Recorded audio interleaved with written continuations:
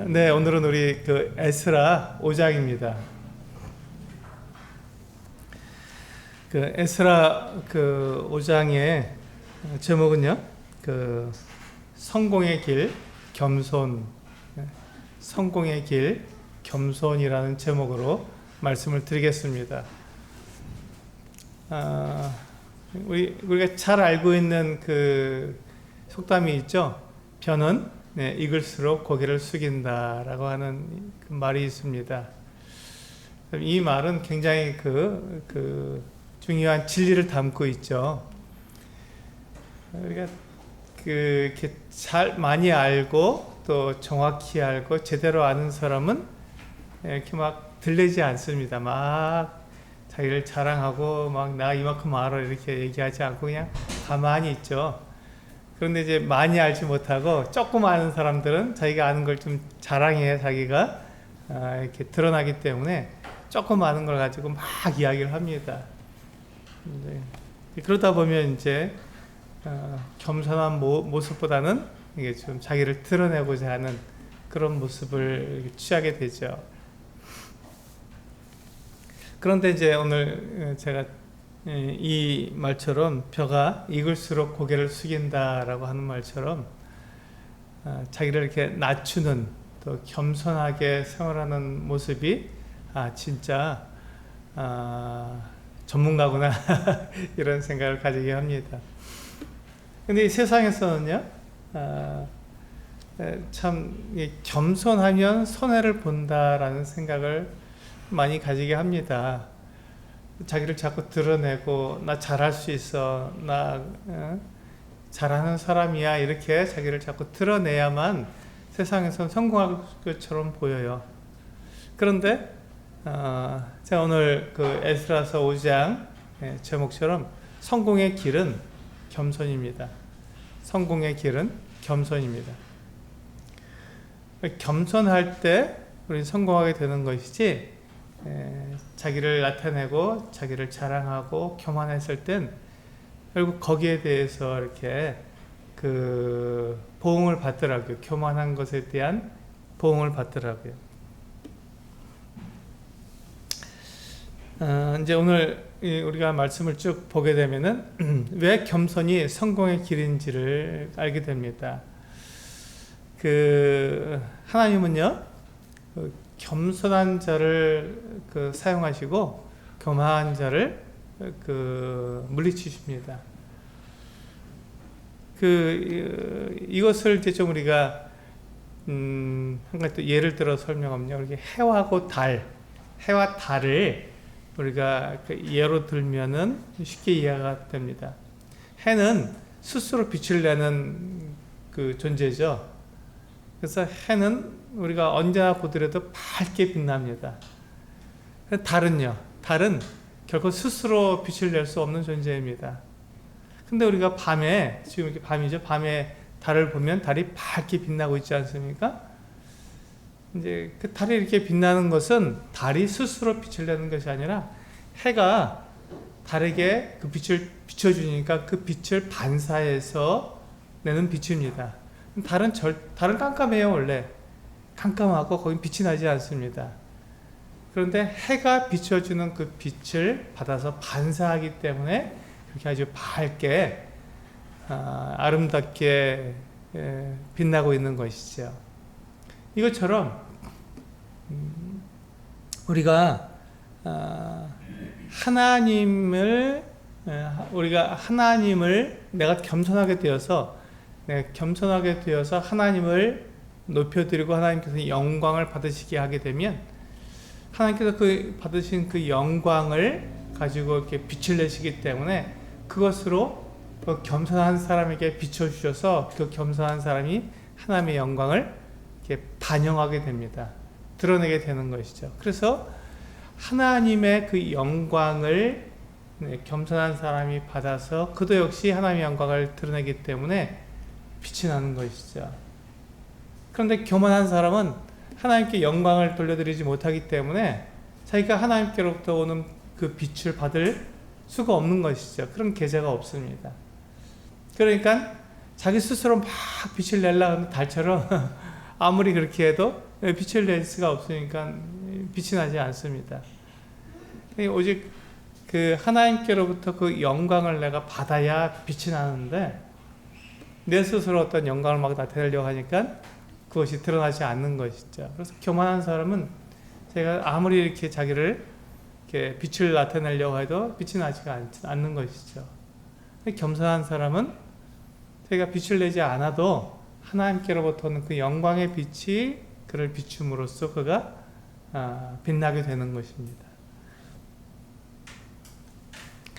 우리 에스라 5장을 들어 4장을 우리가 계속 이어지니까요. 에스라 4장을 보게 되면 에스라 4장에서 어떤 일이 있었냐면 이 유다 백성들이 성전의 기초를 놓습니다.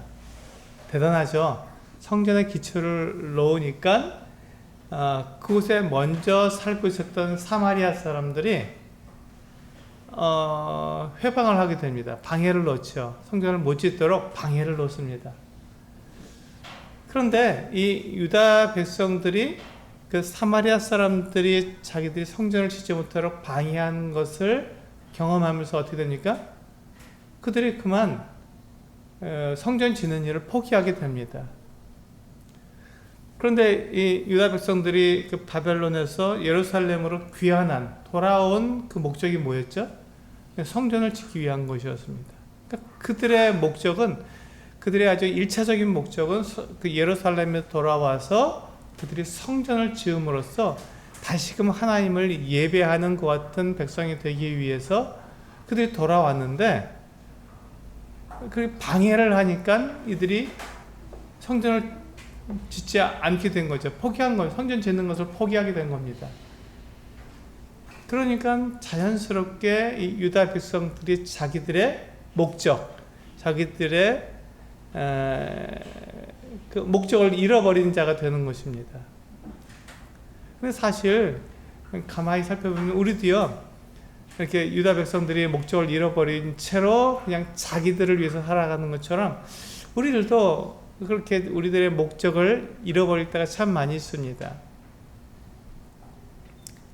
그리스도인들의 삶의 목적이 무엇이죠?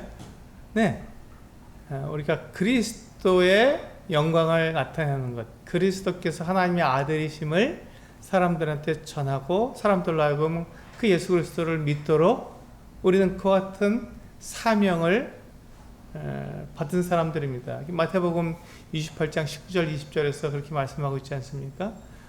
너희는 그 모든 족속에 가서 그들에게 하나님 예수 주님께서 우리에게 가르쳐 주신 모든 것들을 다 가르쳐 지키게 하라고 말씀하셨습니다. 그게 우리가 해야 될 일인데 우리가 그 같은 목적을 잃어버리고 그냥 우리 주변에 사는 사람들이 살아가는 모습을처럼 우리도 그렇게 살아가기를 원하는 게 있는 것이죠. 주변에 있는 사람들이 돈을 많이 버는 것에 목적을 가지고 살아가니까 그게 잘 사는 것처럼 보이거든요. 주변에 있는 사람들이 높은 지위에 올라가는 것을 목적으로 해서 하고 살아가는데 그 모습을 보니까 잘 사는 것 같거든요. 그래서 그럼 나도 내 주변에 있는 사람들처럼 그렇게 살아가야 되지 않는가 하는 어떤 생각이 들어오게 됩니다. 또 돈도 많이 벌고 높은 지위도 올라가고 사람들한테 인정받는 그 어떤 삶을 삶으로써 내가 성공하는 길을 가야겠다라고 생각하는 것이죠. 그런데 성경은 성공의 길을 그렇게 말씀하고 있지 않죠. 내가 높은 위치에 올라가고 내가 많은 돈을 벌고 내가 다른 사람보다 더 많은 인정을 받는 것을 성공이라고 말씀하지 않고 성공의 길은 겸손하는 것이다 라고 말씀하고 있습니다. 성공의 길은 겸손입니다.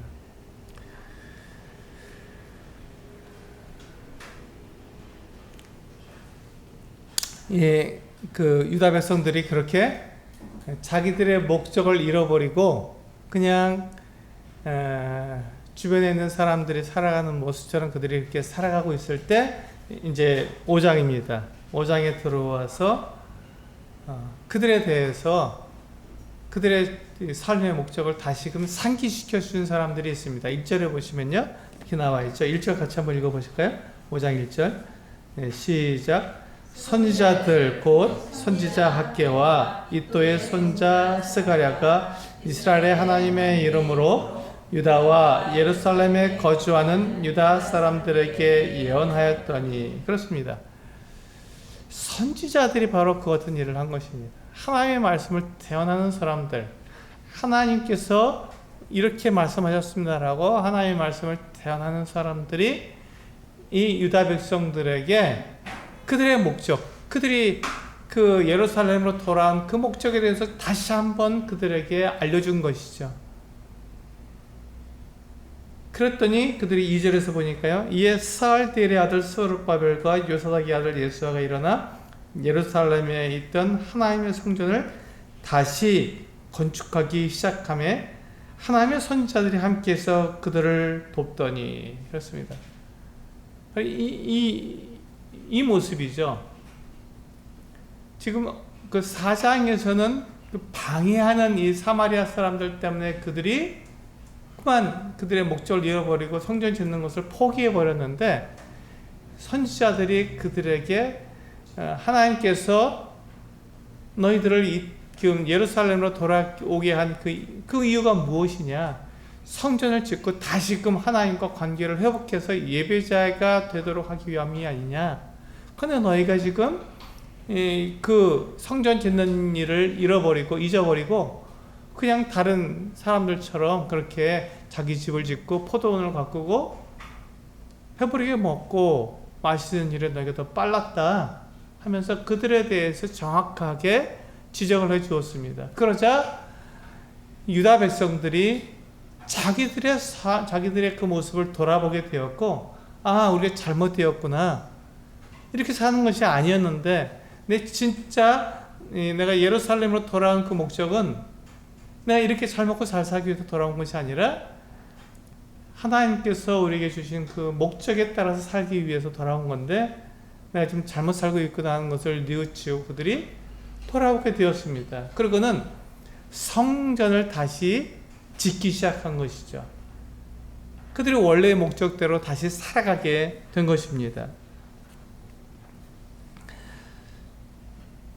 그런데 이렇게 그 유다 백성들이 성전 짓는 일을 다시 재개했을 때, 그렇다면 방해가 없었을까요? 그렇지 않습니다. 여전히 방해가 있었습니다. 우리가 에스라 4장에서 그들이 처음에 성전 기초를 놓고 막 성전을 지으려고 했을 때 그 사마리아 사람들이 방해했던 것처럼 그들이 5장에서 다시 각성해서 하나님의 그 뜻, 하나님의 계획에 따라서 성전을 다시 지어야겠구나 하고 그들이 다시 각성해서 회개하고 성전을 다시 짓기 시작했을 때, 그렇다면 그들에게 방해가 없었을까요? 그렇지 않다는 거죠. 다시 또 방해가 또 있죠. 또 방해가 있습니다. 네, 우리 3절에 보면 그들의 방해가 나타나죠. 같이 한번 읽어볼까요? 3절 시작. 그때 유브라데 강 건너편 총독 다뜨네와 스달보스네와 그들의 동관들이 다 나와 그들에게 이르되, 누가 너희에게 명령하여 이 성전을 건축하고 이 성곽을 마치게 하였느냐 하기로. 그렇습니다. 4장에서 이 유다 백성들이 성전을 짓는 것을 방해했던 사람들은 사마리아 사람들이고 유다의 그 관리들이었습니다. 그들은 권위가 이렇게 높은 권위가 아니었습니다. 그런데 이번에 5장에서 그들이 다시 성전을 다시금 건축하고자 하는 같은 열망, 그들이 다시금 그들의 원래의 목적대로 다시금 돌아와서 성전을 다시 짓겠다고 하는 것 같은 모습을 보였을 때, 이번엔 굉장히 높은 권위자가 와서 그들의 성전 건축을 방해했던 것입니다. 이 사람들은 누구냐면 유브라데 강 건너편을 총괄하는 총독 다뜨네와 스달보스네가 온 것입니다. 부하들이 온 거죠. 근데 이 유브라데 강 건너편에서 유다뿐만 아니라 지금 이 메소포타미아 지역에 있는 그 광활한 땅, 그 넓은 땅을 총괄하는 총독에 의해서 지금 지금 방해를 받고 있는, 누가 너희에게 이 성전을 다시 지으며 이 성곽을 완성하게 했느냐 라고 말하면서 방해를 한 것입니다. 이런 방해를 받았을 때 유다 백성들이 그 4장에서는 어떻게 했다고요? 어이구, 우리가 더 이상 성전을 못 짓겠구나, 그냥 포기하자라고 포기했는데, 이번에는 그럴 수가 없었던 것이죠. 이번에는 그럴 수가 없었습니다. 우리가 성전 짓는 것을 포기한 잘못 가운데 있었구나. 그렇다면 우리가 다시금 돌아와서 하나님의 도우심, 하나님의 뜻을 정확히 알았으니 이제 우리가 무슨 일이 있어도 성전을 다시 짓자 하는 마음으로 했기 때문에 굉장히 큰 권세자가 와서 그들을 방해했음에도 불구하고 그들이 조금도 그것에 대해서 두려워하지 않고 포기하지 않고 그들은 계속해서 성전을 지었던 것입니다. 이렇게 지금 그 유브라데 강 건너편에 있는 그 온 지역을 총괄하는 총독이 와서 물었을 때 이들이 답한 대답이 있었습니다. 우리 11절을 보시면요, 11절에 이와 같이 대답했던 것을 볼 수가 있습니다. 같이 읽어보실까요? 11절 시작. 그들이 우리에게 대답하여 이르기를 우리는 천지의 하나님의 종이라 예전에 건축되었던 성전을 우리가 다시 건축하노라. 이는 본래 이스라엘의 큰 왕이 건축하여 완공한 것이었으나. 여기 보시면 지금 이들이 누가 이 성전을 건축하라고 했으면, 누가 이렇게 성곽을 다 완성하라 이렇게 했느냐 라고 물었을 때 그들의 답은 뭐였습니까? 그들이 뭐라고 대답했다고요? 우리는 그저 천지의 하나님의 종일 뿐입니다. 그러니까 지금 이 성전을 누가 지으라고 한 거예요? 하나님이 지으라고 한 것이죠. 그게 사실 아닙니까? 하나님께서 왜 그 바벨론에 있는 이 유다 백성들을 예루살렘에 다시 돌아오게 했습니까? 성전을 지으라고. 지금 성전을 지으라고 명령한 분이 누구십니까? 하나님이죠. 그래서 유다 백성들은 그들을 인도하고 있고 그들을 지도하고 있는 지도자가 있었습니다. 스룹바벨과 여호수아라고 하는 이 총독과 그 제사장이 있었죠. 그러나 그들은 이 스룹바벨이나 여호수아의 이름을 대기보다는 우리는 천지의 하나님의 종입니다 라고 말한 거예요. 그러면서 그들이 지금 성전을 짓고 있는 그 이유가 하나님이 우리에게 그렇게 말씀하셨기 때문에, 하나님께서 성전을 지으라고 하셨기 때문에 우리는 짓습니다 라고 말한 거예요. 누가 성전을 짓자 한 것이 아니라 하나님이, 천지의 하나님께서 이 일을 하라 하셨기 때문에 우리는 종이기 때문에 우리는 종으로서 하나님의 명령에 우리는 순종할 필요밖에 없었습니다 라고 말한 것이죠. 이게 지금 유다 백성들의 달라진 모습이었습니다. 우리 4장에서 보면요, 이 사마리아 사람들이 그들을 방해할 때, 그들이 그 관리들에게 그 뇌물을 주어서 그 성전을 짓지 못하도록 방해할 때 이런 모습이 아니었습니다. 그들이 그 어떤 방해를 받을 때 하나님, 우리가 하나님의 그 명령, 하나님께서 우리에게 하라신 일을 하려고 하는데 지금 방해가 있습니다. 도와주십시오라고 하나님께 그들이 나아가지 않았던 것이죠. 그런 내용이 없습니다. 4장에서는요. 그저 그런 방해가 있으니까, 방해를 그들이 받으니까 포기한 것, 그 내용밖에 없는 거예요.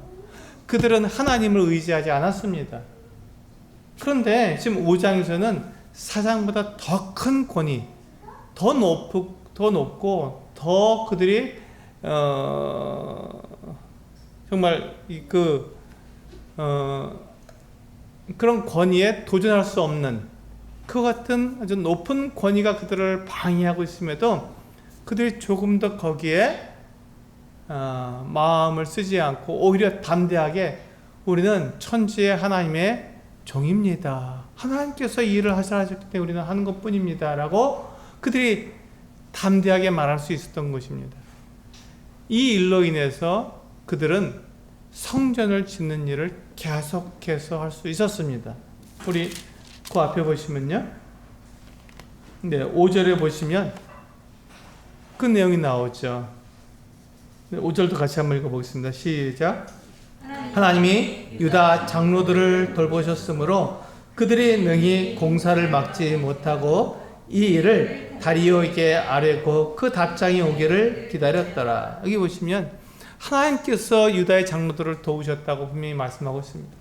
4장에서는 그 같은 내용이 없는데 5장에 들어와서 하나님께서 지금 이들을 도우신 거예요. 왜 도우셨죠? 지금 유다 백성들이 뭐라고 대답했죠? 우리는 천지의 하나님의 종입니다 라고 대답한 것. 이것 때문에 하나님께서는 그들을 도우실 수 있었던 것입니다. 이것 때문에 하나님께서는 도울 수 있었던 것. 이것이 바로 겸손이죠.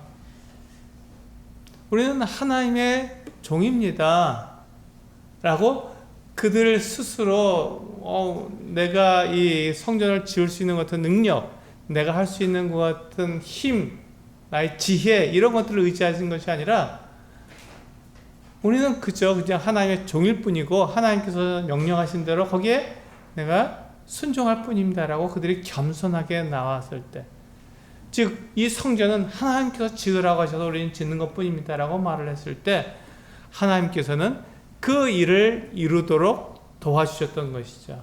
그래서 이 지금 그 유다의 관리들이나 이 사마리아 사람들보다 훨씬 더 높은 권위에 있는 이 유브라데 강 건너편 이 총독 다뜨네와 스달보스네가 이들을 공사를 막을 수가 없었던 거예요. 하나님이 그렇게 하라 하셔서 하는 거다라고 말하니까 어떻게 막을 수가 없었던 거예요. 그래서 그냥 공사를 하도록 그냥 두고 그들이 다리오 왕에게 보고서를 올려서 왕이시여, 지금 이 사람들이 유다 백성들이 이렇게 말을 하고 있는데 이게 사실인지 한번 알아봐 주십시오. 우리 페르시아의 왕인 이 그 고레스 왕이 이들에게 성전을 지으라고 했다는데 이게 사실인지 한번 알아봐 주십시오 라고 보고할 수밖에 없었던 것이죠.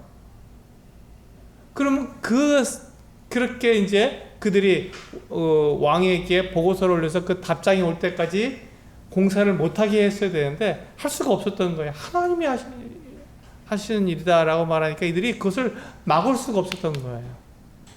그래서 공사를 계속하게 하게 하고 그런 사이에 답장이 오는 것을 기다렸을 뿐입니다. 막을 수가 없었던 거예요. 어떻게 할 때 이것을 막을 수가 없었죠? 유다 백성들이 겸손할 때. 유다 백성들이 자기들의 힘, 자기들의 능력, 자기들의 지혜로 성전을 짓는 것이 아니라 우리는 그저 하나님의 종일 뿐이고 하나님께서 우리에게 명령하신 그 일엔 우리가 순종할 뿐입니다 라고 말을 하게 되었을 때 하나님께서 그 일을 형통하게 하신, 도와주신 거예요. 그 일을 이루도록 함께 하신 것입니다. 이것이 바로 성공의 길이죠. 이것이 바로 성공의 길입니다. 우리는 내 힘을 가지고, 내 능력을 가지고, 내 지혜를 가지고 내가 무엇인가를 딱 이루어야, 그래야 우리는 성공이라고 생각하는데, 내가 이루는 것과 하나님께서 이루어 주시는 것, 그것을 비교해 보면 어떤 것이 더 완전하고 더 확실하겠습니까? 이건 뭐 불을 보듯 뻔한 것이죠. 하나님께서 나를 도와주시고 하나님께서 나와 함께 하신다면 우리가 못 이룰 일이 없지 않습니까?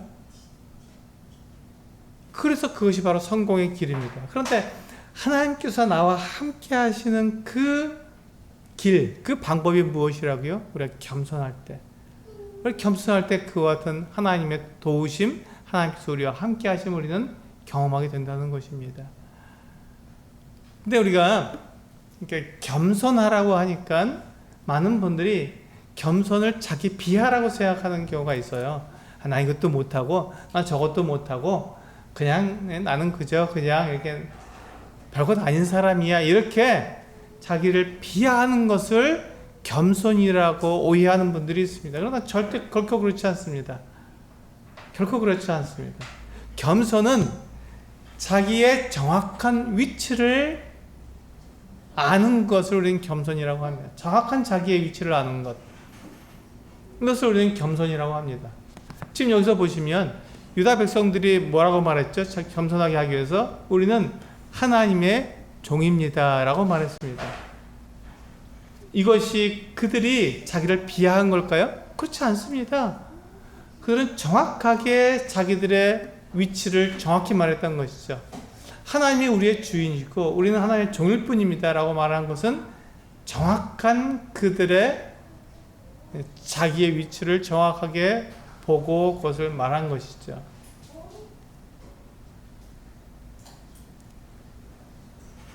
그런데 지금 이 유다 백성들이 우리는 하나님의 종입니다 라고 말하면서 우리는 그렇기 때문에 아무것도 못합니다 라고 자기를 비하했나요? 놀랍게도 그렇지 않다는 것이죠. 놀랍게도요, 우리는 하나님의 종입니다 라고 말하면서 이 정말 높은 권위에 있는 이 닷베네나 스달보스에게 조금 더 그들이 그 위협을 받지 않았다는 것입니다. 그들의 그 권위와 그들의 그 이 힘에 눌리지 않았다는 거예요. 왜? 하나님의 종이기 때문에 하나님께로 하라 하신 그 일을 하기 때문에 그것에 대해서 조금 더 그들이 위협감을 느끼지 않았던 것이죠. 우리는 하나님이 하라 하셔서 하는데 하고 그 일을 당당하게 하고 있었던 것입니다. 그것을 포기하지도 않았습니다.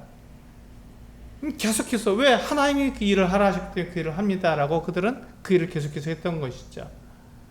우리가 생각할 때 난 나를 겸손하게 한다면 난 이것도 못하고요 저것도 못하고요 나는 그저 그냥 여기 그냥 자리에 있는 것만 나는 그것만 나는 감지덕지예요 이렇게 말할 수가 이것이 겸손이라고 생각하기 쉬운데 겸손은 그것이 아니라는 것입니다. 지금 우리가 이 말씀에서 보는 것처럼 에스라서 5장에서 보는 것처럼 겸손은 자기의 정확한 위치를 고백하는 거예요. 나는 하나님의 종입니다 라고 유다 백성들이 말을 하고 그들이 어떻게 했어요? 그러니까 하나님께서 그들에게 하라 하신 그 일을 최선을 다해서 하는 것이죠. 최선을 다해서 하는 것입니다. 유다 백성들에게 너희가 성전을 짓고 나에게 예배하라 라고 말했으니까 유다 백성들은 그 성전을 완성하고 하나님께 예배드리기 위해서 그들은 최선을 다하는 거예요. 그 무엇도 그들을 방해할 수가 없었습니다. 그들은 그 일을 해야만 되는 것이죠. 그것이 겸손입니다. 그것이 겸손인 거예요. 하나님의 종으로서 당연히 그 일을 해야 되는 거예요. 그렇다면 이제 저 같은 경우도 마찬가지죠. 하나님께서 교회를 개척해라. 그래서 교회를 개척하고 성도들을 돌봐라. 성도들을 돌보고 말씀을 전하라고 말씀을 전하는 것입니다. 근데 제가 만약에 겸손하다고 해서 저를 비하한다면 나 같은 사람이 무슨 말씀을 전할 수 있을까요? 하면서 제가 말씀도 준비하지 않고 그냥 강단에 올라와서 그냥 대충 저 같은 사람 뭐 그냥 이렇게 하면서 얘기하고 내려가게 되면 여러분 어떻습니까? 그걸 겸손이라고 보지 않잖아요. 저한테 겸손한 사람이라고 말하겠습니까? 아니죠. 하나님께서 맡기신 일을 게을리하는 그런 사람으로 보는 거예요. 그건 옳지 않죠 라고 저한테 말하는, 그렇게 하지 마세요. 열심히 하세요. 최선을 다하세요 라고 말한다는 것입니다. 그걸 요구할 것이고요. 당연하죠. 그렇습니다. 하나님께서 저를 그 교회를 개척하도록 부르셨으면 이 교회가 얼마나 크든지 얼마나 작든지 그 아무 상관없습니다. 큰 상관없어요. 큰 교회를 이루어도 좋고 작은 교회를 이루어도 좋고 그것은 아무 상관이 없죠. 왜냐하면 하나님께서 저에게 큰 교회를 하라고 말씀하신 것도 아니고 작은 교회를 하라고 말씀하신 것도 아니고 그냥 교회를 개척하라고 하셨기 때문에 저는 개척한 거니까 이 교회가 큰 교회가 되든 이 교회가 작은 교회가 되든 그건 하나님의 손에 달린 것이고 저는 하나님께서 저에게 맡기신 그 일에 최선을 다할 뿐이죠. 최선을 다할 뿐입니다.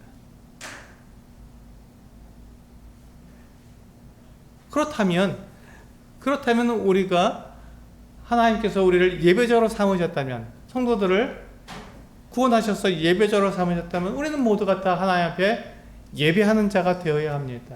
그 누구도 거의 예외가 없죠. 모두가 다 예배하는 자가 되어야 됩니다. 근데 어떤 분들은 우리가 겸손해서 너무 겸손하셔서 내가 이렇게 그 하나님께 어떻게 찬양을 드리고 어떻게 내가 감사를 드리고 내가 어떻게 성경 봉독을 하고 그거 하다 보면 나 같은 자가 하면 우리 예배가 망칠 수 있고 이렇게 잘 못하니까 이렇게 생각하는 분들이 있습니다. 그거는 겸손이 아니죠. 그건 자기 비하죠. 그건 겸손이 아닙니다. 하나님께서 나를 예배자로 부르셨으면 나는 그 일에 최선을 다해야 합니다. 잘하고 못하고는 하나님께 맡기고 그거는 중요하지 않지 않습니까? 나를 예배자로 부르셨으면 예배하면 되는 것이죠. 잘하든 못하든 그 중요한 것이 아니죠. 나를 예배자로 부르셨으면 그 일에 내가 최선을 다해야 하는 것이죠. 하나님께서 우리를 전도자로 부르셨으면 우리는 전도를 해야 되는 것이죠. 잘하든 못하든 그 사람이 구원을 받든 못 받든 그것이 우리에게 중요한 것이 아니라 나를 전도자로 부르셨으면 내가 전도하는 것입니다. 전도하는 거예요. 그리고 그 영혼을 구원하시고 또 구원받지 못하고 하는 것들은 하나님께 손에 달려 있으니까 하나님께 맡기고 우리에게 주어진 대로 최선을 다하는 것이죠. 이것이 겸손인 것이죠. 이것이 겸손이죠. 나는 잘 못하니까 나는 안 해. 내가 어떻게 그런 일을 하겠어? 라고 자기를 비하하는 것이 겸손이 아닙니다. 그건 오히려 하나님이 나를 예배자로 부르시고 나를 그 전도자로 부르시고 나를 말씀 전한 자로 부르신 그 하나님보다 내가 더 높은 자가 되는 거예요. 하나님 그렇게 부르셨는데 하나님 그거 실수하신 거예요. 나는 그런 사람이 될 수 없어요. 라고 하나님보다 내가 더 높은 자가 되어서 내가 더 교만한 것이죠. 하나님은 나를 예배자로 부르셨고 하나님은 나를 하나님 말씀을 전하는 복음을 전하는 자로 부르셨고 하나님은 나를 말씀을 가르치는 자로 부르셨다면 그 일에 네 하고 하나님께 나를 그렇게 부르셨으니 잘하든 잘 못하든 그것은 하나님께 맡기고 나는 그 일에 최선을 다하겠습니다 라고 말하는 것이 그것이 겸손이죠. 지금 이 유다 백성들이 그렇게 하지 않았습니까? 우리는 하나님의 종입니다 라고 말하고 우리는 하나님의 종이니까 내가 뭐 할 수 있는 게 뭐가 있나요? 하면서 이 성전 짓는 일에 그들이 그냥 대충 했나요? 그렇지 않다는 것입니다. 최선을 다했고 정말 그 높은 권위에 있는 총독들이 와서 그들을 막 이렇게 위협하고 도대체 누가 이런 일을 하라 그랬냐 이렇게 말할 때도 그들이 당당하게 조금도 그들이 굴하지 않고 그 성전을 계속해서 지을 수 있었던 그것이 바로 겸손입니다. 그것을 우리는 겸손이라고 합니다. 왜? 하나님의 말씀에 순종하고 있으니까요. 종노릇하고 있으니까 그게 겸손이죠. 그것이 올바른 태도고 올바른 자세인 것입니다.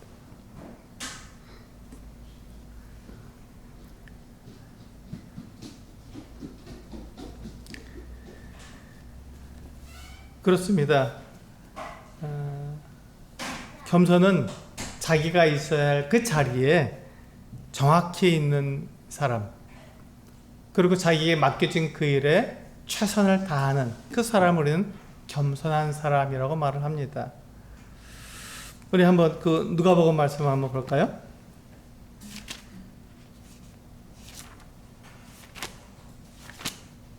네, 누가복음 14장 7절에서 11절 말씀입니다.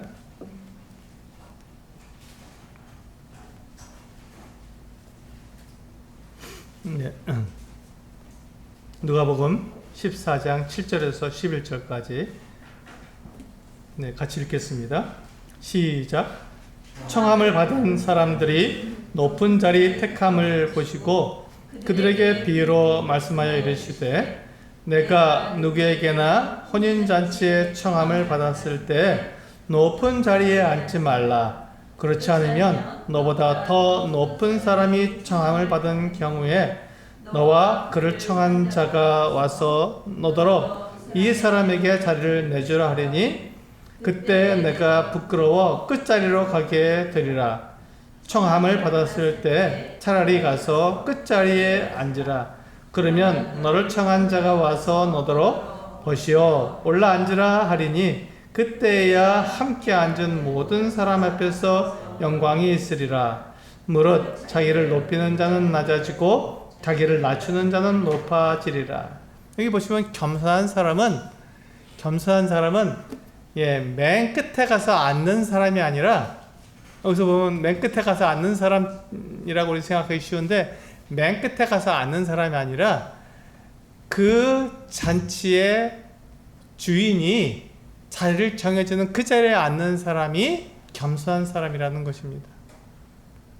잘 보세요. 내가 나를 높여서 내가 가장 높은 자리에 딱 앉았는데, 친구야, 그 자리는 너를 위한 게 아니야, 다른 사람을 위한 거야 라고 말하면 부끄러워서 우리는 내려올 수밖에 없다는 것이지 않습니까? 그런데 우리가 내 자리가 어딘지 모르니까, 그죠? 그냥 우리가 끝자리에 가서 앉았는데, 친구야, 왜 거기 앉았어? 자네 자리는 여기야, 여기 앉아야지 하고, 그 주인이 그 사람에게 정해준 그 자리에 앉게 되면 얼마나 그가 영광이 되겠느냐라고 말씀하고 있는 것입니다. 그러니까 지금 이 말씀은 우리가 무조건 끝자리에 가서 앉으라 그런 얘기가 아니죠.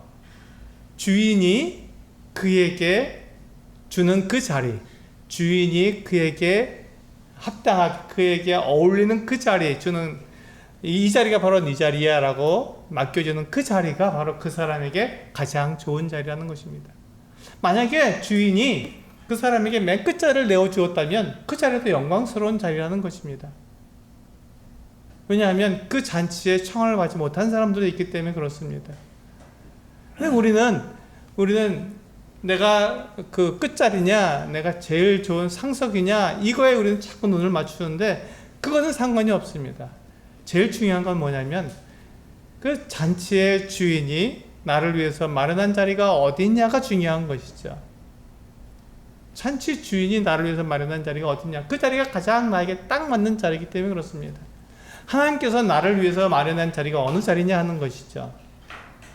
하나님께서 나를 위해서 마련한 그 자리는 나를 가장 잘 아시고 나에게 가장 좋은 것을 주시는 선하신 하나님이시기 때문에, 그분이 나를 위해서 준비해 놓은 그 자리라면 그 자리는 그냥 정말 나에게 가장 알맞고 나에게 딱 맞는 그 자리가 된다는 것입니다. 그러니까 우리는 그 자리에 대해서 우리가 불평할 이유도 없고 그 자리에 대해서 우리 자랑할 이유도 없는 것이죠. 그 자리가 끝자리가 되었든 그 자리가 가장 높은 자리가 되었든 그거는 나하고 상관이 없는 것이고, 오직 그 자리를 준비하신 그 하나님께 모든 것에 대한 권한이 있는 것이기 때문에 그렇습니다. 그런데 참 놀라운 것은요, 그 맨 마지막 11절에 뭐라고 되어 있냐면요, 무릇 자기를 높이는 자는 낮아지고 자기를 낮추는 자는 높아지리라, 이렇게 말씀하고 있습니다. 이게 진리입니다. 이게 하나님의 말씀인 거예요. 우리에게 하나님께서 교훈하고 있는 바로 그 모습입니다. 자기를 높이면 하나님께서 나를 통해서 하나님께서 영광을 받을 수가 없습니다. 근데 내가 나를 낮추면 하나님께서 나를 통해서 영광을 받을 수 있기 때문에 하나님께서 나를 높여주시는 것이죠. 이것이 중요합니다. 그러니까 내가 맨 끝자리에 가서 앉아있다 할지라도 그게 큰 문제가 되지 않는다는 것이죠. 왜? 하나님께서 내가 그 끝자리에서 하나님께 영광을 돌려드리고 내가 최선을 다할 때 하나님께서는 나를 높여주시기 때문에 그렇습니다. 하나님은 선하신 분이세요. 하나님은 나를 무시하거나 나를 하대하거나 나를 잘못되게 하시는 분이 아니라 나에게 가장 좋은 것을 주시는 분이시기 때문에, 하나님께서 만약에 나에게 맨 끝자리를 준비해 놓으셨다면 그 자리가 나에게 딱 맞는 자리인 것이죠. 그 자리가 나에게 딱 맞는 자리입니다. 그 어떤 것도 나를 대체할 수 없고 그 자리가 나에게 딱 맞는 자리입니다. 그러니까 우리는 그 자리에서 최선을 다해야 하는 것이죠. 만약에 하나님께서 나를 가장 높은 자리에 놓아주시면 그럼 내가 그걸 자랑하겠습니까? 예, 자랑할 것이 없는 것이죠. 자랑할 것이 없는 것입니다. 왜냐하면 그 자리 역시 하나님을 섬기는 자리고 하나님을 높이는 자리이기 때문에 그렇습니다. 어떤 자리라고 해서 하나님을 높이지 않고 어떤 자리라고 해서 자기를 자랑하는 자리는 한 자리도 없습니다. 모두가 다 하나님을 섬겨야 하고 모두가 다 하나님을 높여야 하는 자리입니다. 우리는 다 하나님의 종이에요. 우리가 그 종끼리 비교해봐야 50보 100보죠.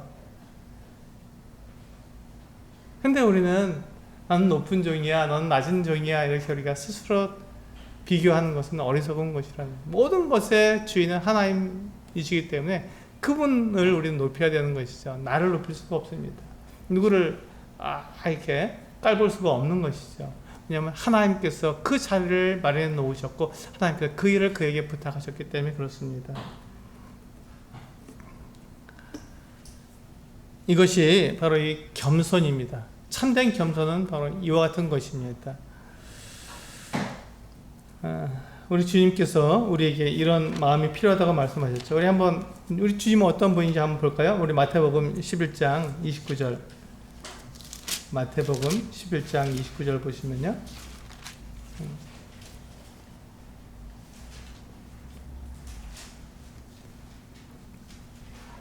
네, 같이 읽어보겠습니다. 마태복음 11장 29절 시작. 나는 마음이 온유하고 겸손하니 나의 멍에를 메고 내게 배우라. 그리하면 너희 마음이 쉼을 얻으리니. 그렇습니다. 여기 보시면 나는 마음이 온유하고 겸손하니 나의 멍에를 메고 내게 배우라 라고 말씀하고 있습니다. 이게 주님의 모습이에요. 우리 주님께서는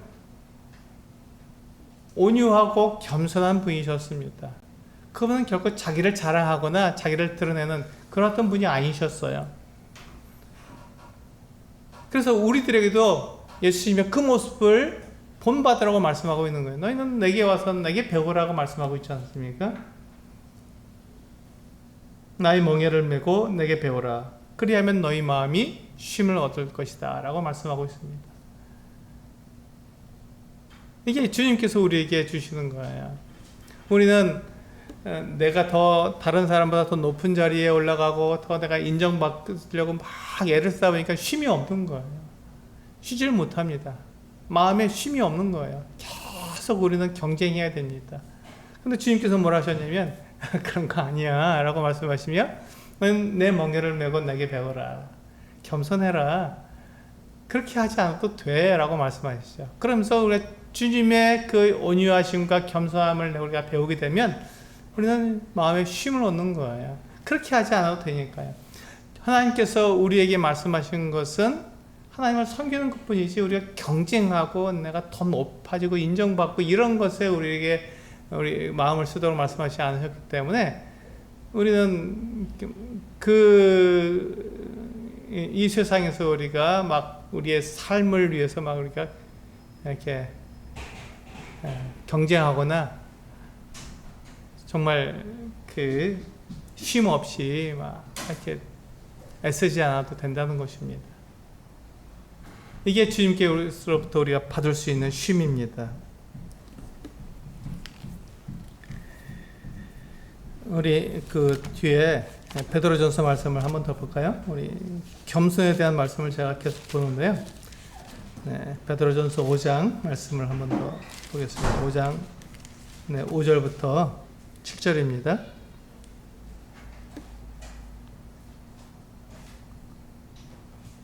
5절부터 7절까지 같이 읽겠습니다. 시작.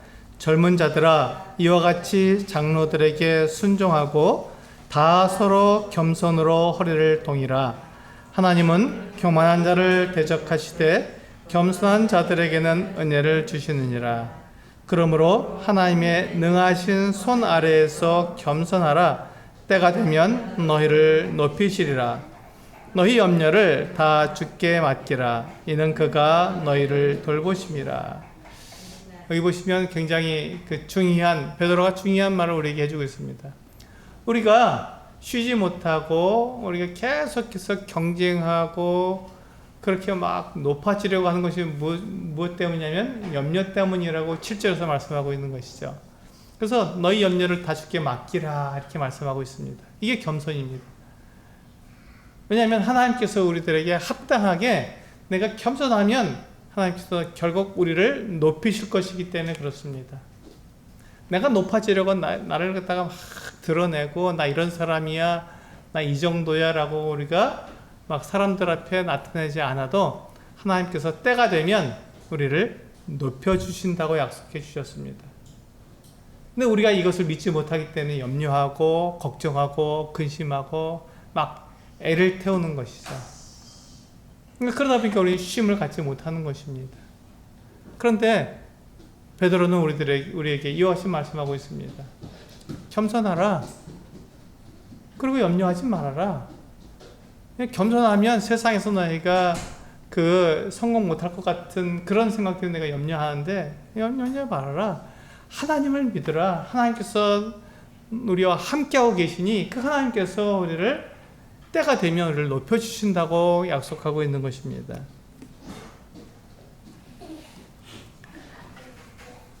우리 주님께서 어떠한 삶을 사셨는지 잠깐 요한복음에서 보이겠습니다. 정말 이 하나님께서 정말 이 말씀을 이루시는 분이신지 아닌지 우리는 예수님을 통해서 정확히 알 수 있는 것이죠. 요한복음 5장 30절입니다.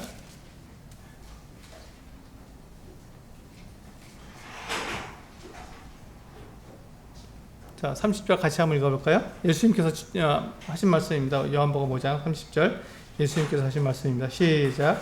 내가 아무것도 스스로 할 수 없노라. 듣는 대로 심판하노니 나는 나의 뜻대로 하려 하지 않고 나를 보내신 이의 뜻대로 하려 함으로 내 심판은 의로우니라. 여기 보시면 예수님께서는 자기의 뜻대로 심판하시는 것이 아니라 나를 보내신 하나님의 뜻대로 심판하신다라고 말씀하고 있습니다. 여기 보시면 우리가 잘못 읽으면 여기서 예수님께서 아무것도 하지 않으신다고 생각하기 쉬운데 그렇지 않죠? 예수님께서 심판하신다고요. 이 심판은 굉장히 권위가 높은 것입니다. 그렇잖아요. 이 세상 모든 사람들에 대해서 그들의 잘잘못을 정확한 자기의 기준으로 너 오라, 너 좀 잘못됐어 라고 심판하시는 이분이 얼마나 권위가 있고 얼마나 높은 분입니까? 예수님은 자신이 심판하신다고 말씀하셨어요. 그런 심판을 하는데 내 생각대로 심판하는 것이 아니라 누구의 생각대로요? 하나님의 뜻대로, 하나님의 그 기준대로 심판하신다고 말씀하시는 거예요. 근데 예수님은 겸손하신 분이죠. 그분이 자기의 기준이 아니라 하나님의 기준대로 하되 어떻게 한다고요? 심판을 하신다고요. 가장 높은 권위로 그 일을 최선을 다해서 하신다는 것입니다. 우리 한번 다시 또 볼까요? 6장 38절입니다. 요한복음 6장 38절. 네, 같이 읽어볼까요? 시작. 내가 하늘에서 내려온 것은 내 뜻을 행하려 함이 아니요 나를 보내신 이의 뜻을 행하려 함이니라. 여기서 보시면 예수님께서 이 땅에 오셔서 아무 일도 안 하셨나요? 그게 아니라고요. 예수님께서 정말 많은 일들을 하셨고 정말 놀라운 일들을 하셨는데 그게 예수님의 뜻, 예수님의 계획대로 하신 것이 아니라 나를 보내시니 하나님의 뜻, 하나님의 계획대로 하신 거라고요. 그 일을 하는데 어떻게 했어요? 최선을 다했죠. 최선을 다했습니다. 예수님은 그 십자가에 죽는 그 죽음까지도 전혀 두려워하지 않고 그 일을 위해서 최선을 다해서 그 일을 하셨습니다. 이게 바로 예수님의 모습이죠. 이게 겸손함입니다. 우리 8장 42절도 한번 보시겠습니다. 8장 42절.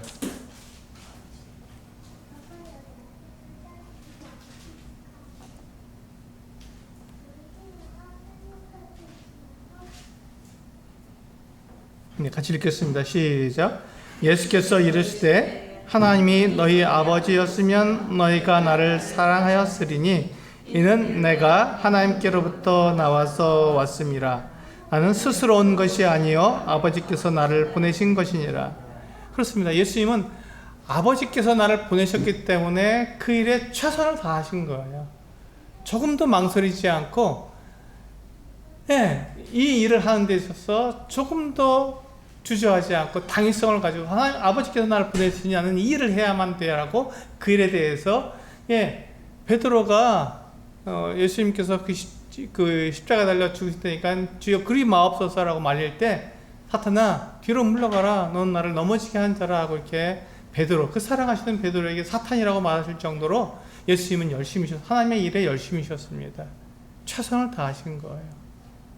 이게 겸손입니다. 자기에게 주어진 일을 완전히 이루시기 위해서 그 일에 대해서 최선을 다하시는 모습. 이게 예수님의 모습이었습니다. 네, 이렇게 지금까지 보신 것처럼 예수님께서는 하나님께서 보내신 자다. 나는 하나님께서 보내심을 받은 사람이다. 그러므로 나는 하나님의 일을 최선을 다해서 한다라고 말씀하시면서 자기를 겸손하게 하셨어요.